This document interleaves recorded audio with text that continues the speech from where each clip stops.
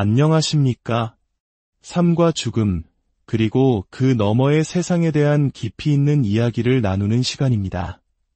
오늘 우리는 잠시 이 세상을 떠났다가 이 희망의 이야기를 더 많은 분들과 나누는 것, 그것이야말로 하나님의 사랑을 전하는 또 다른 방법이 될 것입니다.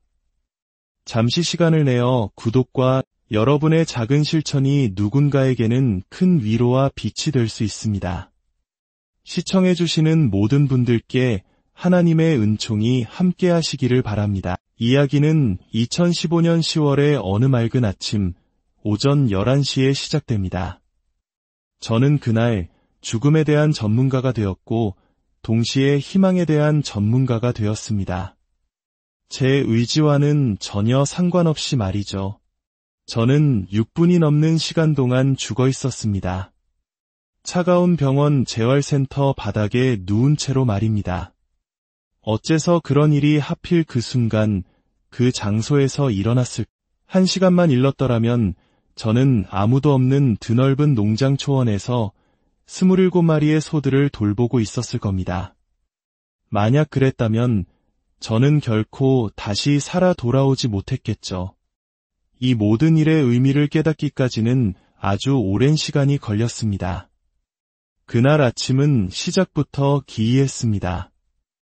평소 저희 농장의 소들은 제가 다가가 쓰다듬어 주어도 꿈쩍도 하지 않을 만큼 저와 친숙했습니다. 하지만 그날은 달랐습니다. 50에이커나 되는 넓은 초원 한가운데에 누워있던 소들에게 200피트도 채 다가가지 않았을 때였습니다. 소 한 마리가 벌떡 일어나더니 귀를 쫑긋 세우고 저를 빤히 쳐다보았습니다. 그러고는 마치 유령이라도 본 듯 비명을 지르며 들판을 가로질러 달아나는 것이었습니다. 잠시 후 멈춰서서 저를 돌아보는 그 눈빛은 공포 그 자체였습니다. 그 소의 행동에 놀란 나머지 소들도 모두 일어나 저를 보더니 달아나기 시작했습니다. 제 평생 단 한 번도 겪어보지 못한 일이었습니다. 저는 그저 그 기이한 광경에 어리둥절할 뿐이었습니다. 농장으로 돌아온 저는 미리 예약해둔 자동차 타이어를 교체하기 위해 마을로 향했습니다. 늘 그랬듯 혹시 시간이 남으면 운동이나 할까 싶어 운동 가방을 챙겼습니다. 지난 5개월간 꾸준히 해오던 습관이었죠. 정비소에 차를 맡기고 저는 근처 병원의 피트니스 센터로 향했습니다. 지하 탈의실에서 옷을 갈아입고 올라와 팔 운동을 시작했습니다. 20번의 운동을 마치고 일어서는 순간 이상한 일이 벌어졌습니다. 양쪽 팔뚝이 마치 잠들었다 깨어난 것처럼 저릿저릿한 느낌이 들었습니다. 저는 그저 제 팔을 내려다보았을 뿐입니다. 그리고 그것이 이 세상에서의 제 마지막 기억이었습니다. 다음 순간 저는 제가 아는 세상에 있지 않았습니다. 저는 마치 뗏목 같은 곳에 앉아 떠다니고 있었습니다. 제 앞으로 파도가 밀려오고 있었지만 그것은 물의 파도가 아니었습니다.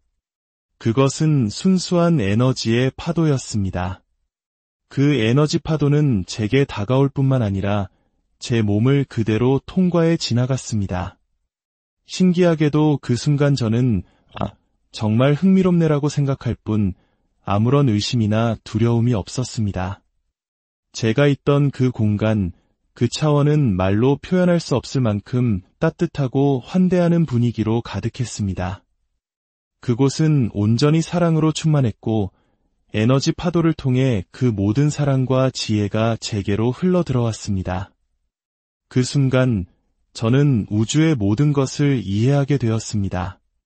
단 한치의 의심도 없이 모든 것이 명확해졌습니다. 밀려오는 파도를 바라보던 저는 고개를 들었습니다.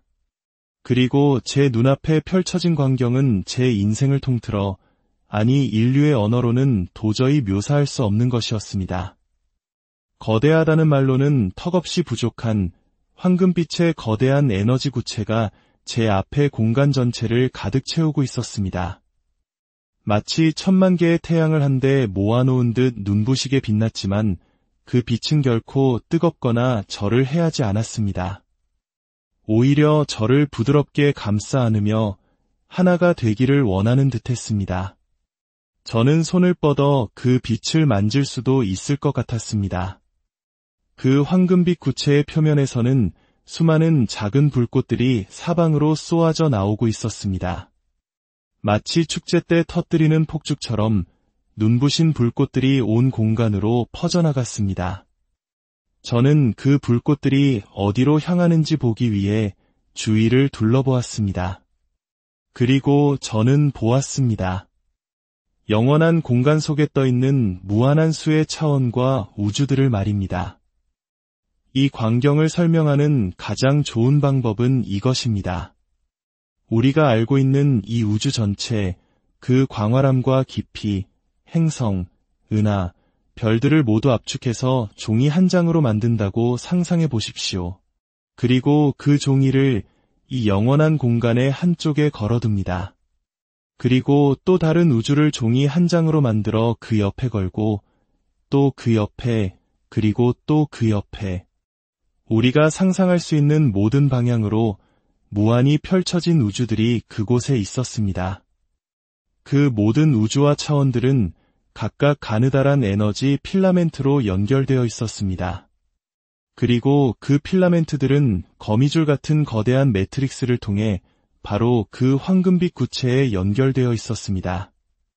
그 황금빛 구체, 즉 모든 것의 근원은 그 필라멘트들을 통해 각각의 우주에 제가 지금 느끼고 있는 것과 똑같은 사랑, 똑같은 환대, 똑같은 지혜를 끊임없이 공급하고 있었습니다. 그때 저는 제 뒤에는 무엇이 있을까 궁금해졌습니다. 여행을 가서 곁길을 보지 않고 지나치는 것처럼 아쉬울 것 같았기 때문입니다. 제가 뒤를 돌아본 순간 저는 무한 그 자체를 보았습니다. 그곳의 영원한 공간은 마치 거대한 돋보기처럼 작용해서 멀리 바라볼수록 모든 것이 더욱 선명하고 명확하게 보였습니다. 저는 이 모든 것을 제 인간의 눈, 이 낮은 성능의 렌즈가 아닌 전혀 다른 차원의 눈으로 보고 있음을 깨달았습니다. 다시 앞을 돌아보았을 때 제가 그곳에서 보낸 시간은 마치 수백 년처럼 느껴졌습니다. 하지만 나중에 알게 된 사실은 그 순간 지상의 병원에서는 수십 명의 응급구조대원과 병원 직원들이 제 심장을 다시 뛰게 하기 위해 필사적으로 사투를 벌이고 있었다는 것입니다. 결국 한순간 저는 그 경이로운 우주에 있었지만 눈을 깜빡하는 것보다도 더 짧은 순간에 그곳을 떠나 제 육신으로 돌아왔습니다. 아마도 그때가 바로 제세동기로 제 심장이 다시 뛰기 시작한 순간이었을 겁니다. 저는 단 6분 만에 제 인생에서 가장 길고도 놀라운 여행을 마치고 돌아온 것입니다. 제가 목격한 것을 온전히 이해하고 다른 사람에게 설명할 수 있게 되기까지는 아주 오랜 시간이 걸렸습니다. 그리고 제가 왜 돌아와야만 했는지 그 이유를 깨닫기까지는 그 후로도 8개월이라는 시간이 더 필요했습니다. 제가 돌아온 이유는 무엇이었을까요? 그것은 제가 영적으로 특별한 사람이었기 때문일까요? 저는 그저 감리교 전통의 평범한 가정에서 자랐을 뿐입니다. 물론 어릴 적부터 육체를 떠나 다른 차원을 여행하고 돌아오는 것을 상상해보곤 했지만 그것이 실제로 제게 일어날 줄은 꿈에도 몰랐습니다. 제가 본 그 찬란한 황금빛 구체는 무엇이었을까요? 그것이 하나님이었을까요? 제 마음속에는 한치의 의심도 없습니다. 저는 그것을 신성한 창조주, 모든 창조의 근원, 창조의 보금자리, 하나님의 본질이라고 부릅니다. 모든 지혜와 모든 사랑, 모든 창조를 품고 있는 존재. 우리가 이 세상에서는 감히 상상하기 어려운 개념이지만 직접 체험하고 나면 의심할 여지가 없습니다. 그리고 저는 깨달았습니다. 그 구체에서 뿜어져 나오던 작은 불꽃들. 그것은 제 뇌가 만들어낸 환상이 아니었습니다. 그것은 바로 우리 각자의 영혼이었습니다. 우리 모두는 바로 그곳 하나님의 본질로부터 태어난 것입니다. 우리 안에는 그 신성한 하나님의 DNA, 즉 하나님의 본질이 깃들어 있습니다. 우리는 그것을 품고 이 땅에 와서 삶을 경험하고 배우는 것입니다. 그리고 우리가 이 세상을 떠날 때 그 신성한 불꽃은 결코 꺼지지 않고 계속해서 여정을 이어갑니다.